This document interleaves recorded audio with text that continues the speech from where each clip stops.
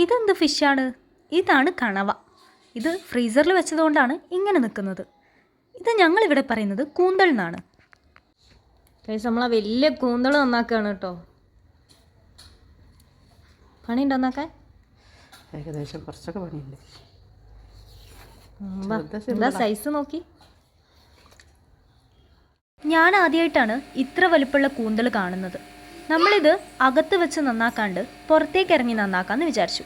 കാരണം ഇതിന് കുറച്ച് സ്മെല്ലും പിന്നെ അത് അങ്ങോട്ടും ഇങ്ങോട്ടൊന്നും തെറിക്കേണ്ടെന്ന് വിചാരിച്ചിട്ട് ഞങ്ങൾ പുറത്തേക്ക് വെച്ചു കേട്ടോ. അപ്പോൾ അവിടുത്തെ കോലങ്ങളാണ് ഈ കാണുന്നത്. ഇനി നമ്മളിതിൻ്റെ തല പിടിച്ച് വലിക്കുകയാണ് കേട്ടോ. നമ്മളീ കാണുന്ന പോലെയല്ല, ഉള്ളിൽ നല്ല അഴുക്കുണ്ട് കേട്ടോ. അപ്പോൾ ഇത് സെൻറ്ററിൽ മുറിച്ചിട്ട് ഉള്ളിൽ ഫുള്ള് ക്ലീൻ ചെയ്യാന്നുള്ള പരിപാടിയിലാണ്. അങ്ങനെ അമ്മായി അതിൻ്റെ ചിറകുകളൊക്കെ പിടിച്ച് വലിക്കുന്നുണ്ട്. ഇനി നമുക്കിതിൻ്റെ സെൻറ്ററിൽ കട്ട് ചെയ്തിട്ട് സൈഡിലും കൂടെ ഒരു വര ഇട്ട് കൊടുത്തിട്ട് ഉള്ളിൽ ഫുൾ ക്ലീൻ ചെയ്യാം. അപ്പോൾ ഉള്ളിൽ ഈ കാണുന്ന പോലെ കാണും കേട്ടോ. ഉള്ളിൽ നല്ല ക്ലീൻ ആക്കാനുണ്ട്. അപ്പോൾ അതെല്ലാം ക്ലീൻ ചെയ്യാം. ക്ലീൻ ചെയ്തിട്ട് ചട്ടിയിലേക്ക് ഇടുന്ന കൂന്തൽക്കുട്ടൻ കാണാൻ നല്ല രസമുണ്ട് കേട്ടോ. നല്ല വൈറ്റ് കളറിൽ വന്നിട്ട് നല്ലൊരു പഞ്ഞി പോലെ ഉണ്ട്.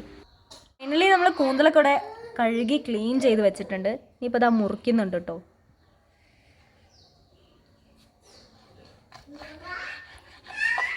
അത്യാവശ്യം സൈസ് ഉള്ളതുകൊണ്ട് തന്നെ നീളത്തിൽ തന്നെ കട്ട് ചെയ്യാമെന്ന് വിചാരിച്ചു. ഇത് ഫ്രൈ ചെയ്യുമ്പോഴും അതേപോലെ വരട്ടുമ്പോഴും നല്ല ടേസ്റ്റ് ആണല്ലോ. കൂന്തൽ കറി വെക്കാനുള്ള എല്ലാം സെറ്റായിണ്ടേ.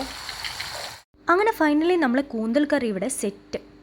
ഞാനിതിൻ്റെ റെസിപ്പി ഒന്നും ഇട്ടിട്ടില്ല, എല്ലാവർക്കും ഇതറിയാലോ. അപ്പോൾ കൂന്തൽ ഫ്രൈയും ഇത് കൂട്ടി കഴിക്കാൻ നല്ല ചൂട് ചോറും വേറെ ഒരു കഷ്ണം മീൻ പൊരിച്ചതും അതിൻ്റെ കൂടെ നല്ല പയറും ക്യാരറ്റും ഇട്ടൊരു ഉപ്പേരിയും ഉണ്ടായിരുന്നു.